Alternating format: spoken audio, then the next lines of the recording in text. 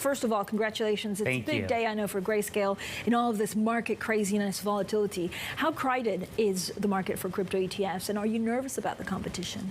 Well, I think there's a real opportunity around crypto ETFs, certainly in the US as well as in the UK market where there aren't crypto ETPs just yet. I think it's exciting to see that on the regulatory front, both the US and the UK have put out executive orders really focusing on digital asset innovation and regulation. And I think investors have been patient and quite frankly deserve access to this type of exposure in the form of an ETP that has certain protections as well as a certain familiarity to them. So it's a matter of when, not a matter of if. On the question of timing, I'm given the week that we've just had in terms of the crypto market, the volatility, the extreme moves, the questions around Terra. Did you and the team stop and pause and think maybe this isn't the best time to launch? Well, the product that we're launching into the European market is an equity-based ETF. Many investors have come to know the Grayscale team for digital asset exposure over the last 8 years. And we felt that it was time to give investors a complementary exposure to that digital asset exposure they have, to really focus on the infrastructure, the companies that are building the products and services around the transformation of financial services. So for us, the Grayscale Future of Finance ETF is really about focusing on the digital economy, the confluence of tech, digital assets, and finance. Yeah, which is the Future of Finance Index actually was pretty much muted, where there was a broader sell-off in the markets. But are investors really that sophisticated? Like, also, do they not just think, crypto, I'm not sure, like, I want to make money, I want to make fast, and I'm not sure whether now's the right time even to go into the infrastructure? Well, the thing that we hear from investors is really not so much about timing. Most of the investors who are putting capital into crypto these days are doing so over longer-term time horizons. So they're not necessarily going to be deterred by volatility. In fact, they know it comes with the market and comes with the territory. So fundamentally, if their conviction hasn't changed, but they can buy the same asset at 30, 40, 50% lower than they could maybe a few days or a few weeks ago, well then for a lot of investors, that's a compelling buying opportunity. How are you and how are investors thinking about the fundamentals of this space at a time when, of course, economic conditions are becoming tighter, liquidity is being drained from the system with all the central bank action? What is the overlay on that? Because this isn't going away anytime soon. Well, unfortunately, it doesn't seem like almost any asset class could be saved from the recent drawdowns, crypto included. So again, many investors are using these pullbacks to either average down on their positions or perhaps take new positions altogether. I mean, you were talking about the crypto believers. How many non-crypto believers are suddenly believing, or at least are taking meetings with you to find out more about the product? Oh, I mean, it's pretty compelling to see who has been investing in the crypto space. I mean, any of the regulatory risks that some investors would have previously perceived around crypto that would have prevented them, that's been shrugged off. Any kind of professional or reputational like the big risk. investors? Sure. Pensions, endowments, hedge funds, absolutely. What's interesting about crypto is that it actually went into the hands of retail first before institutions. So certainly that institutional wave of adoption has been accelerating over the last 18 months. And certainly I think you're going to see a lot more of that into the back half of this year. Let me take the counterfactual on this, because you just look at the US dollar. It's up, what, 7% on some measures year to date. Of course, BTC, Bitcoin is down about 40%, 36% year to date.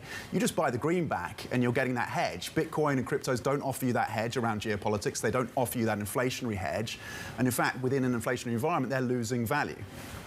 I think when you pull back on a longer-term time horizon, the thing that is so compelling about crypto is that it means something different to everybody. For certain investors, it remains a store of value or a digital gold, and it does remain uncorrelated to other markets and can act as a hedge in those types of environments. To other investors, they're maybe more excited about it as a technology, or to some investors, maybe even as a payments rail. But what we have to remember is that it remains early days for the asset class, and every day, every week, we're unlocking new opportunities and new use cases around crypto as a whole. How did you get into it, Michael? Do you remember how long ago? Give us a glimpse into how it started. So I've been around crypto now for about the last 8 years. I had a traditional finance background and was ready for a new challenge, ready to be a part of building something, and the opportunity to now lead the Grayscale business. We have an unbelievable team, and every day everyone shows up looking to build and looking to offer access to this ecosystem.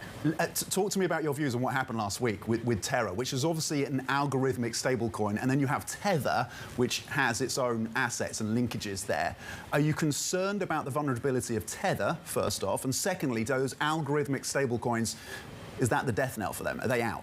We should start with stablecoins in general. These were assets that were created to have liquidity remain in the digital asset ecosystem, primarily for traders and others who would be moving in and out of different digital asset positions and not wanting to have to rely on the traditional banking system to park cash. And so what a lot of investors are thinking about now is just evaluating different stablecoins.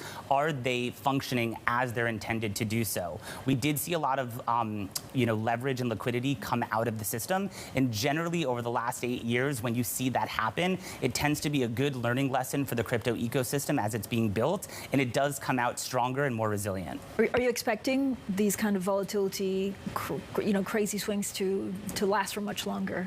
Well, crypto, is a new ecosystem. I will say today that the market around crypto is as developed and two-sided and healthy as it's ever been. You have lending, you have derivatives, you have all the trading tools that investors at one point never had, order management systems, tax lot reporting. And so a lot of that will help to dampen volatility over time. Do you look at price levels for crypto, for Bitcoin, for Ether? In terms of floors, I mean, we're currently at 29,000. Some people have suggested 30,000 is a crucial level. Does any of that ring true for you? Is there a level that you're looking at for Bitcoin? Well, I am not going to pretend to be a technician or be able to pick spots. What I will say, if I did have a crystal ball, is that who is investing in crypto and how exciting the ecosystem is and remains how early it is, I do think the opportunity remains quite bright for crypto as a whole. Michael, overall, so what's your plan are you setting up formal shop in the UK or in Europe, or are you expanding here? Well, so the Grayscale team was really thoughtful and methodical about our European launch. What we wanted to do is not look at Europe as just an entire continent as a whole, but instead really focus on different financial centers and think about the fact that each of those financial hubs have different investor appetite and different investor behaviors. UK? So the Grayscale Future of Finance UCITS ETF will initially be launched on the London Stock Exchange, the Deutsche Börse, and the Borsa Italiana, but will be passported around Europe. So over time, we hope to continue to expand into the European market. But this is a really exciting day for the team and our very first launch into Europe.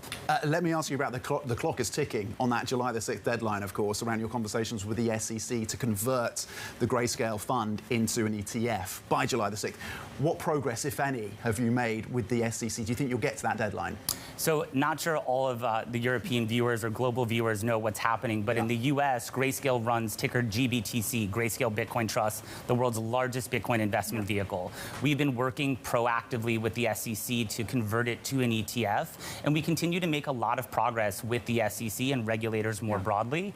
Investors who have been in this product for a while have been advocating for this product to convert to an ETF. They want an ETF. Ultimately, I said what I said before, it's a matter of when, not a matter of if, and our team is putting the full resources of the firm behind that initiative. So you're confident it will happen soon, and then do you roll it out to Europe? It will happen, and we'd love to be able to bring other assets like that to Europe, absolutely.